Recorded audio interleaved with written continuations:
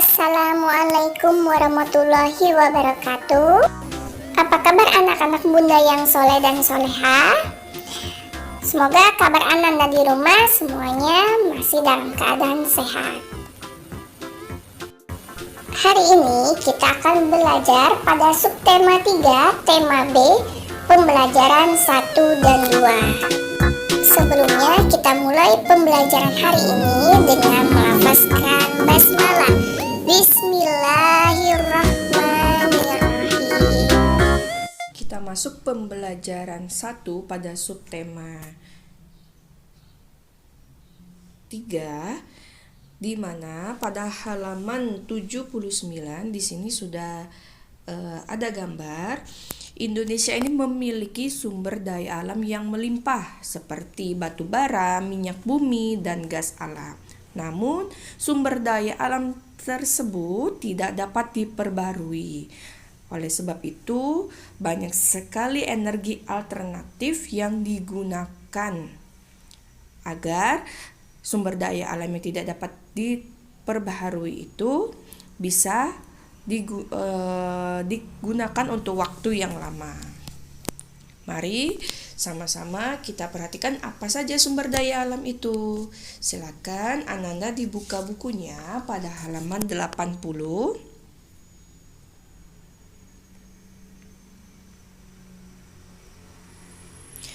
Nah, di sini sudah ada sumber energi alternatif, yaitu energi matahari, energi panas bumi, energi angin, energi air, dan energi biofuel. Jadi ada 6 energi alternatif yang akan kita bahas satu persatu. Yang pertama adalah energi matahari, di mana energi matahari ini sangat mudah kita dapatkan. Fungsinya adalah untuk memanaskan ruangan, bisa mengeringkan baju, memanaskan air. Jadi, cahaya matahari juga bisa sebagai sumber energi untuk menggerakkan mobil, serta sebagai pembangkit listrik melalui panel surya. Jadi, panel surya itu sendiri untuk menyerap energi dari cahaya matahari. Terlihat pada gambar ini adalah contoh panel surya. Jadi panel surya itu biasanya diletakkan bisa di atap, karena kenapa? Di tempat yang tinggi itu akan mudah sekali energi matahari yang akan diserap. Jadi itu adalah salah satunya. Yang kedua adalah energi panas bumi atau geotermal.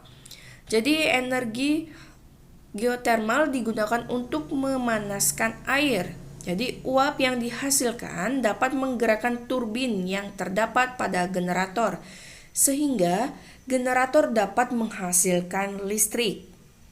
Nah, jadi selain ada matahari juga ada energi panas bumi, di mana energi panas bumi ini berasal dari pusat bumi yang terbentuk dari lapisan batu yang sangat panas. Jadi kita ini di bumi ini terdapat lapisan batu yang sangat panas. Nah, dari lapisan itu maka akan menjadi energi.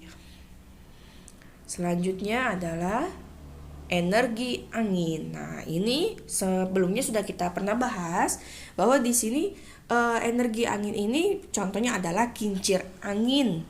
Jadi dengan membuat kincir angin raksasa, maka akan bisa menjadi generator untuk menghasilkan listrik. Nah, jadi kita di sini bahwa terdapat banyaknya angin, maka listrik yang dihasilkan pun juga bisa semakin banyak. Selanjutnya adalah energi air. Jadi energi air ini mungkin ada beberapa ananda yang sudah pernah melihat bendungan. Jadi fungsinya buat apa bendungan ini? Bukan hanya sekedar dibuat, tapi ada manfaatnya, yaitu untuk menggerakkan turbin. Lalu energi gerak turbin diubah menjadi listrik.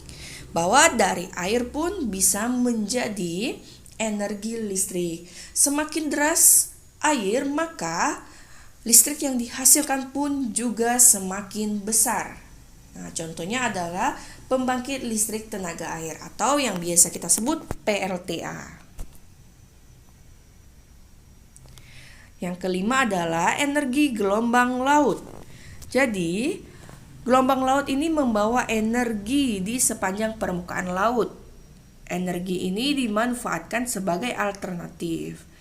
Jadi, gerak gelombang laut yang naik turun dimanfaatkan untuk memutar turbina. Dari situlah akan menghasilkan listrik. Dilihat pada gambar bahwa semakin besar gelombang lautnya, maka turbin yang bergerak pun akan semakin cepat dan listrik yang dihasilkan pun akan semakin banyak. Selanjutnya adalah energi biofuel. Biofuel ini adalah energi yang berasal dari biji-bijian. Jadi apa saja tanaman yang bisa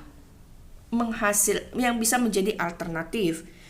Jadi biji-bijian itu tidak semuanya ya. Jadi yang mengandung minyak seperti buah jarak, bunga matahari, kelapa sawit, kacang tanah, dan kedelai. Jadi bahannya itu bisa menggantikan bahan bakar solar. Bahan bakar ini disebut biodiesel. Jadi ubi, singkong, sagu, dan jagung dapat diubah menjadi bioetanol untuk menggantikan bensin. Biofuel juga dihasilkan dari kotoran hewan yang difermentasikan. Jadi selain dari biji-bijian, kotoran hewan pun juga ada manfaatnya, yaitu bisa sebagai energi alternatif. Jadi bahan bakar ini disebut biogas. Biasanya bahan bakar ini digunakan untuk kendaraan bermotor dan juga bisa digunakan untuk memasak. Nah, mungkin pernah lihat bahwa ada yang memanfaatkan kotoran hewan, kemudian akan bisa menjadi energi listrik alternatif. Nah, jadi itulah 6 energi alternatif yang bisa digunakan, yaitu yang pertama matahari, yang kedua panas bumi, yang ketiga angin, keempat air, kelima gelombang laut, dan keenam biofuel. Jadi untuk Ananda harus bisa memahami 6 energi tersebut.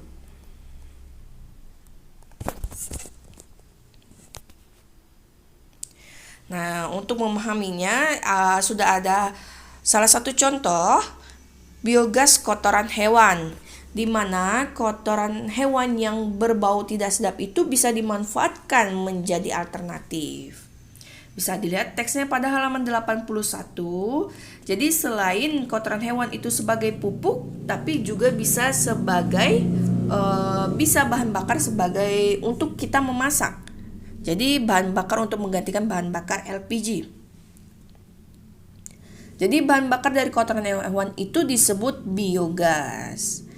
Bisa dilihat pada gambar halaman 82. Di situ sudah ada proses pembuatan biogas, di mana memerlukan kotoran hewan. Salah satunya adalah yang biasa banyak digunakan itu adalah sapi. Jadi dari sapi itu nanti akan diproses, ya. Jadi bisa menjadi pupuk dan juga bisa diproses menjadi gas ya untuk kita memasak. Jadi sangat berguna sekali.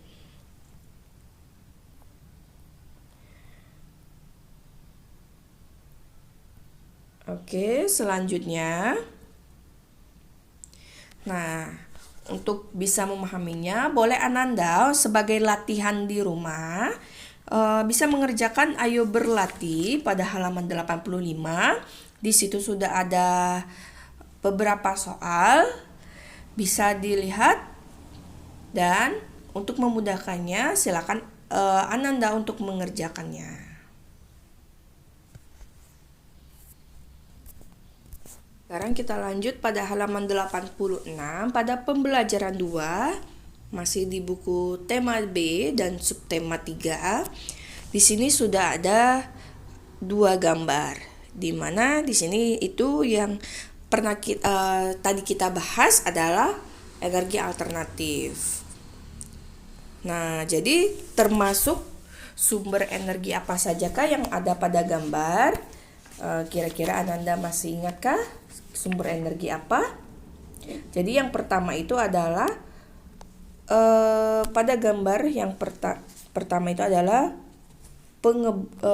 pengeboran minyak bumi di laut lepas. Sedangkan yang kedua ini adalah bendungan. Jadi dua ini adalah dua energi.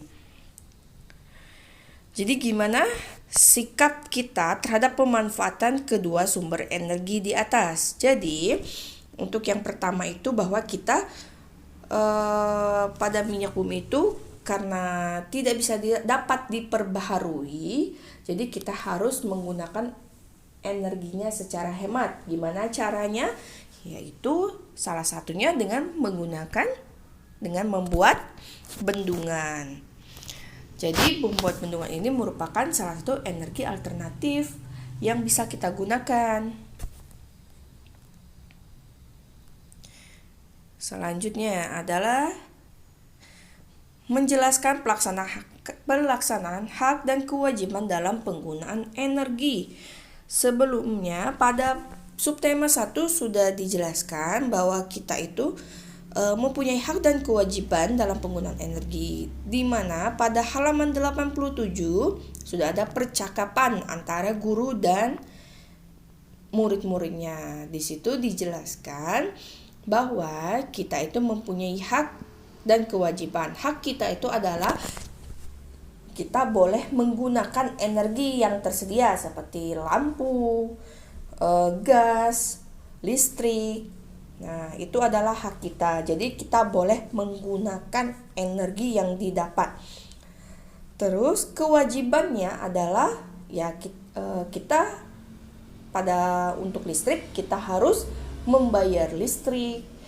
Terus kita harus mematikan lampu pada siang hari, terus mematikan energi atau listrik yang tidak dipakai atau elektronik yang tidak dipakai di rumah bisa dimatikan. Jadi itu salah satu adalah kewajiban kita. Kalau hak kita boleh menggunakan, kewajiban kita juga pada saat digunakan harus dimatikan. Karena kenapa? Salah satunya pada penggunaan AC, bahwa terlalu banyak menggunakan AC maka akan merusak populasi.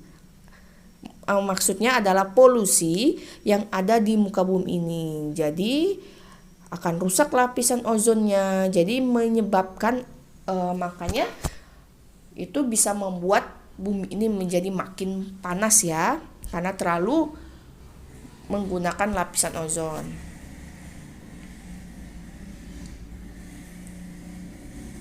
Nah, setelah membaca, jawablah mengapa hemat energi itu sangat penting. Nah, kenapa energi yang kita gunakan itu sangat penting? Yang kedua, bagaimana pemanasan global terjadi? Nah, sudah ada pada teksnya. Yang ketiga, apa saja dampak pemanasan global yang kalian ketahui? Yang terakhir, tuliskan sikap atau perilaku yang belum menunjukkan hemat energi. Nah, banyak sekali sudah dicontohkan sikap yang belum menunjukkan hemat energi itu seperti apa.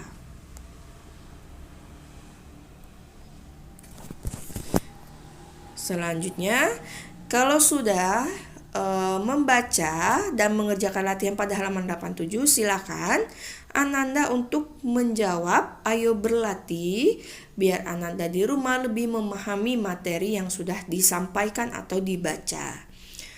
Pada ayo berlatih di sini, yang pertama adalah bandingkan kedua gambar di atas dengan pelaksanaan hak dan kewajiban menggunakan energi. Jadi pada gambar pertama dan kedua bandingkan haknya dan bandingkan juga kewajibannya. Terus gambar manakah yang menunjukkan perilaku memanfaatkan energi dengan bijak?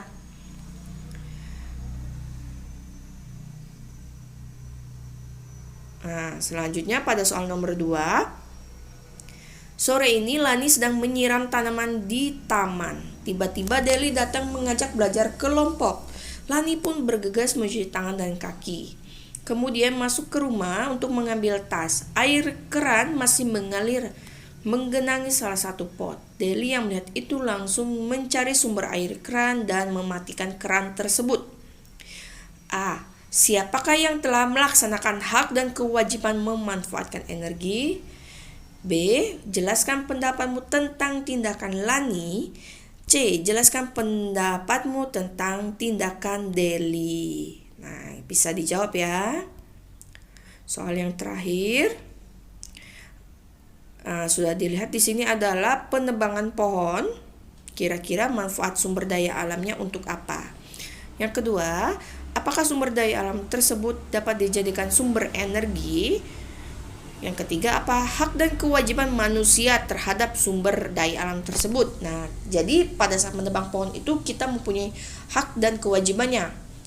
Jadi salah satu hak kita itu boleh apa, dan kewajiban itu pada saat sudah menebang pohon.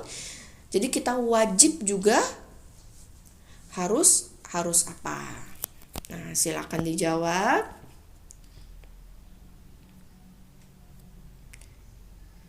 Oke, selesai sudah pembelajaran kita hari ini. Jika Ananda masih ada yang belum dipahami, boleh ditanyakan sama bundanya masing-masing ya. Kalau gitu Bunda tutup dengan hamdalah alhamdulillahirabbil alamin.